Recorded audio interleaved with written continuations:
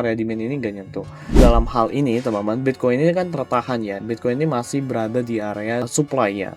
Nah tapi zone supply yang ada di sini ini tuh kemungkinan besar ada yang namanya tuh bearish flag ya. Yang dimana ketika ada bearish flag seperti ini Bitcoin akan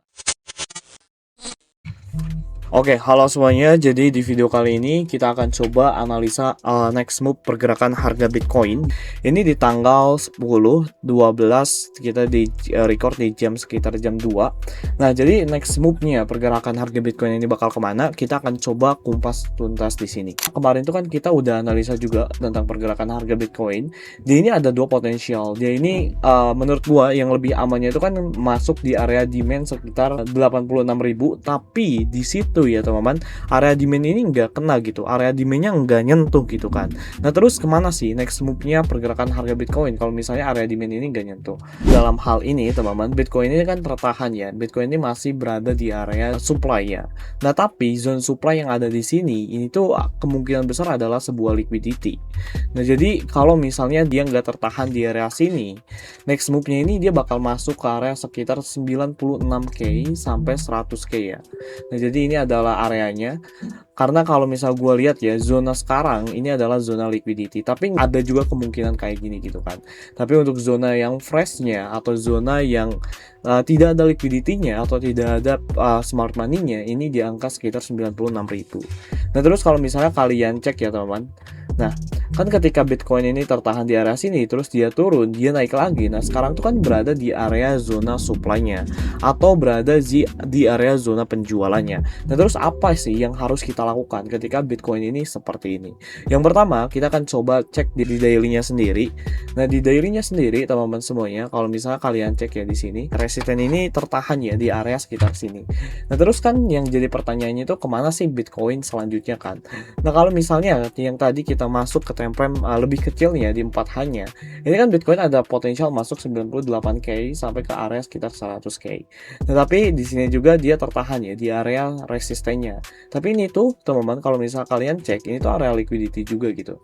Ini area liquidity juga yang dimana kemungkinan besar Bitcoin ini dia bisa up juga gitu kan. Nah terus kalau misalnya ketika kita udah tahu nih 4H-nya area supply fresh-nya di sini, terus kita cek ke 2H atau enggak kita cek ke 1H. Kalau misalnya gua cek ya ke 1H-nya sendiri, untuk saat ini ya teman-teman, di sini Bitcoin kemungkinan besar ini bakal masuk dulu ke area zona sini ya, ke area zona sekitar 90 ribuan. Nah ini angka psikologinya juga untuk dia retestment, untuk dia mengalami kenaikan. Jadi dia wajib terlebih dahulu melakukan retestment zone di angka 90 ribuan. Karena kalau misalnya dia enggak melakukan retestment zone, ini ya dia bisa aja kayak gini langsung bisa aja gitu kan. Tapi kalau misalnya kalian telaah time frame yang lebih kecilnya lagi, di time frame yang lebih kecilnya teman-teman, kalau misalnya kalian cek ya di time frame ini 15M ya.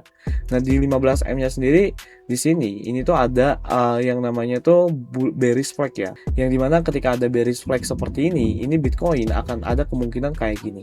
Akan ada penurunan terlebih dahulu lah di area sininya gitu kan. Nah di area sekitar sini karena ini adanya bearish flag. Nah kalau misalnya ini jebol berarti Bitcoin udah dia bakal masuk lagi ke angka sekitar 92 atau 93 ribu US dollar per satu koinnya.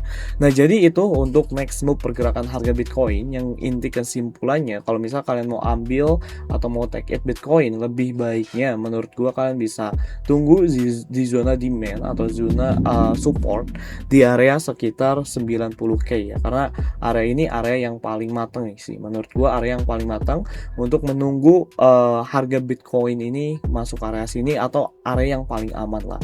Nah kalau misalnya kalian tipenya scalper, di sini juga kalian udah bisa masuk gitu, mencari positioning untuk kalian bisa melakukan entry positioning. Karena kalau misalnya kita cek di sini ada supply, drop, base, drop. Nah di sini ada supply dan tertahan juga di sini teman-teman. Nah ini tinggal breakout aja area sininya, ini tinggal breakout. Ketika area ininya breakout, ya udah dia bakal turun. Pertama itu di angka sekitar 91k dan yang kedua itu di angka sini, di angka sekitar 90k. Jadi itu ya untuk next move-nya pergerakan harga Bitcoin. Dan untuk kalian yang mau analisa apalagi, kalian bisa komen aja di bawah ini.